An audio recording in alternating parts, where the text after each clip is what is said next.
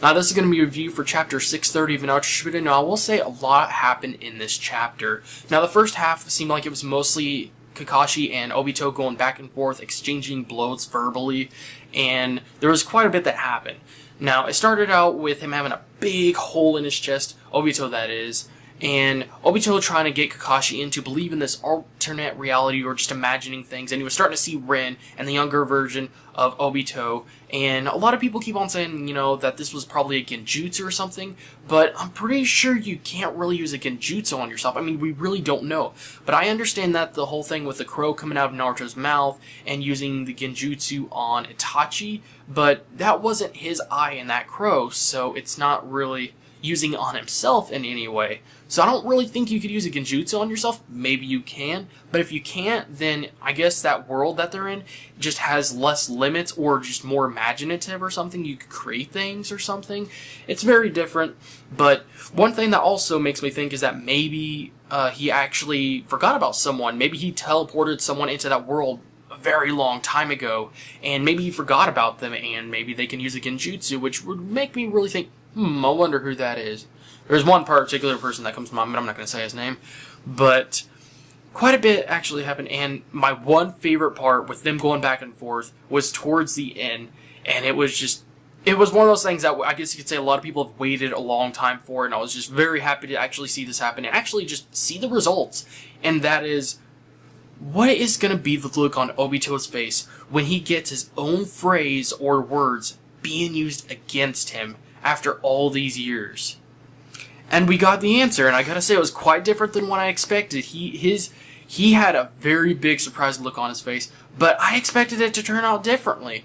I expected him to possibly, create his own new phrase or something that is also mind-boggling or twisting or something that's just so evil or so corrupted in some sort of way that it just really surprises Kakashi or something and just freaks him out, or like, God, what's wrong with you, man?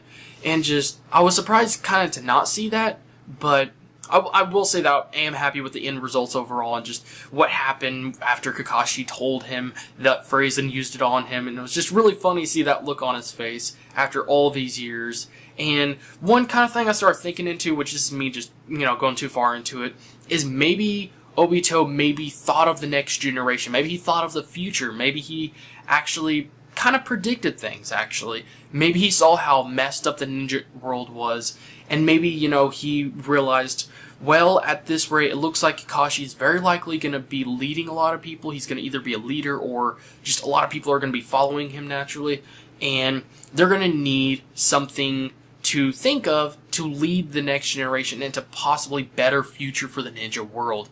And possibly maybe that's why he created that, that phrase that he told Kakashi.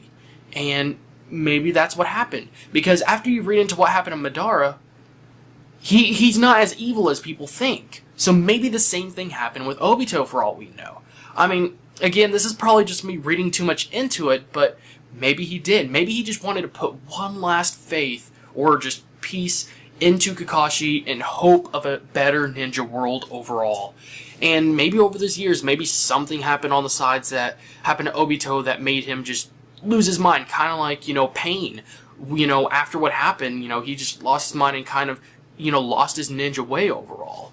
And the ending, you're going to hear a lot about that, was really, really great. And I'm going to kind of start talking into it. And I got to say, Shikamaru, in this episode, it really shows you how much he's progressed and just developed a lot better as a character. Even when so many bad things happen, he always just does what needs to get done. And that is just really, really great. And he acts really, really fast. He thinks of plans and ideas really, really quickly.